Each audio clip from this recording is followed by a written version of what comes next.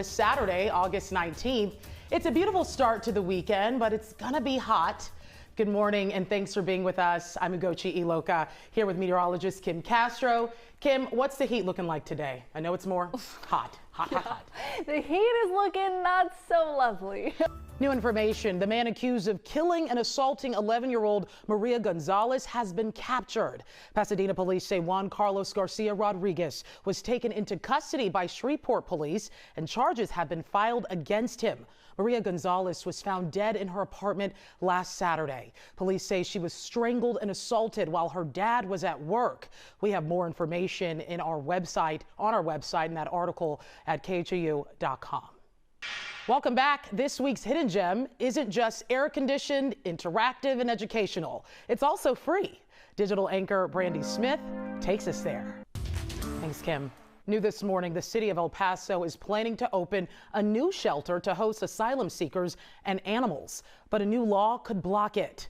Right now, shelters are getting full again, and some migrants have had to stay on the streets. They want to prepare for future surges with a new shelter, but a new law doesn't allow cities to shelter migrants in previously closed schools. And Mayor Lesser says there are a lot of schools available for purchase at an unknown cost, but says the federal government is expected to pay for it. Hey, Kim. Hi, Ugochi. So good to have you here on this weekend. Thank you so much. Happy to be here. It's another weekend of extreme temps, and I'm hearing the heat index could reach up to 111 today. Are you serious? Yikes. You were hearing correctly, unfortunately. We turn now to breaking news from overnight. This morning, several students at Prairie View A&M are recovering from a heat exhaustion. At least 30 people were taken to nearby hospitals. It happened on the last day of Panther Camp, an orientation event for students. Troy Kless joins us live now from the newsroom with this alarming story. Troy, where did this happen? At least 114 people have died following the devastating wildfires. 60% of the historic town of Lahaina has been searched. Hundreds of search and rescue workers with 40 cadaver dogs will continue to shift through the rubble for remains. Meanwhile, the mayor and community members joined together to grieve.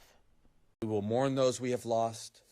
The Lahaina fire was one of 4 that broke out on the island more than 10 days ago, with at least 2,200 structures destroyed.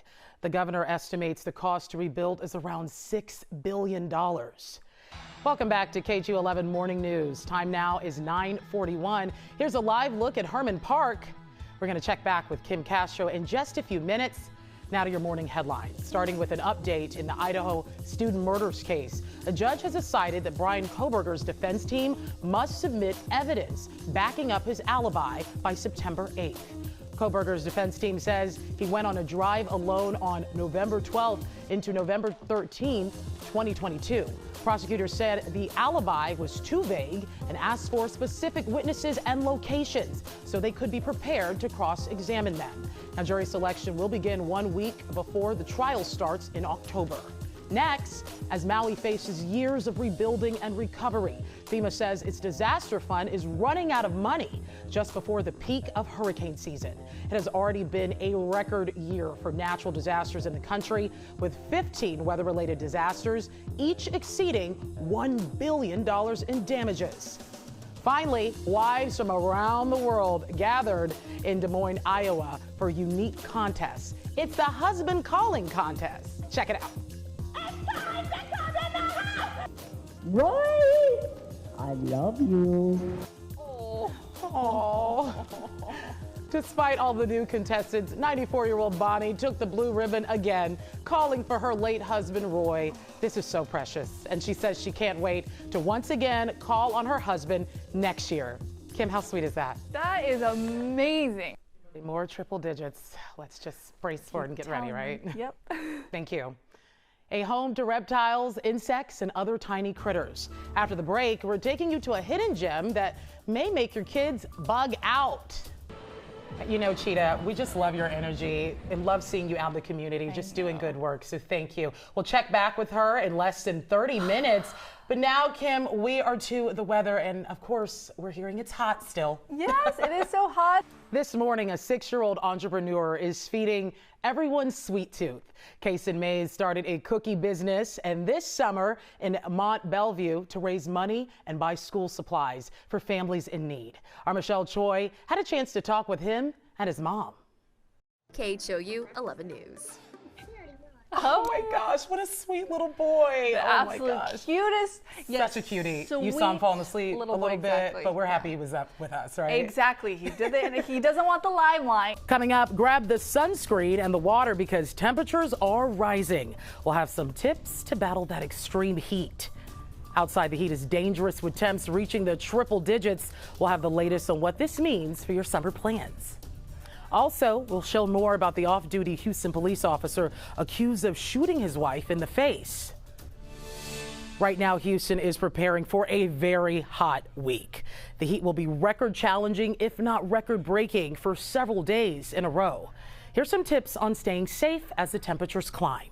Now, if you're going outside, remember to stay hydrated, apply sunscreen often, and wear light-colored, loose-fitting clothes. Also, check your back seat for children and pets before you lock your car and head inside. And heat stroke is a big risk when temperatures reach the mid-90s and higher. Here are some warning signs to look out for. Feeling exhausted or tired, shortness of breath, and a rapid heart rate. Right now, much of the nation is mourning after another weekend turned violent. There were more than a dozen shootings across the country just since Friday. Jared Hill is in New York with the heartbreaking details. In just a few hours, the Senate will finally hear the rules for the impeachment trial of Texas Attorney General Ken Paxton. Later this morning, the Senate Special Committee to recommend rules and procedures is expected to issue its guidance to the full Senate. It's been a little more than 3 weeks since the Texas House of Representatives voted to impeach Paxton, alleging a years-long pattern of misconduct and lawbreaking. Houston Representative Ann Johnson was on the investigating committee, the first to recommend the articles of impeachment. She says she's hopeful trial rules will allow for public transparency. We're hearing some suggestion that some folks don't want witnesses to be heard. Right now, rescuers from the U.S. and Canada are racing to find a small submarine that went missing at the bottom of the northern Atlantic. The U.S. Coast Guard has confirmed that 5 people are on the board vessel designed to explore the wreckage of the Titanic. CBS News' Jared Hill is on the latest for this search. The U.S. Coast Guard is leading the desperate multinational search for a submersible that disappeared. New this morning, bail is set at $125,000 with conditions for an off-duty Houston police officer accused of shooting his wife in the face. The 31-year-old appeared in court just hours ago, and we learned new details about the shooting. KHOU is now charged with felony aggravated assault of a family member. HPD Chief Troy Fenner says KHOU was off duty when he shot his wife during an argument. He's been relieved of duty pending the investigation. KHOU is expected to appear in court again tomorrow. Still ahead, a woman was found shot to death in a vehicle on the southeast side. Tonight, police are asking for your help to find the shooter. Plus, a Juneteenth party turned violent in suburban Chicago. 1 person was killed, nearly 24 others hurt. And after Vienna's Pride Parade went off without a hitch, we're learning at least 3 people were planning an attack.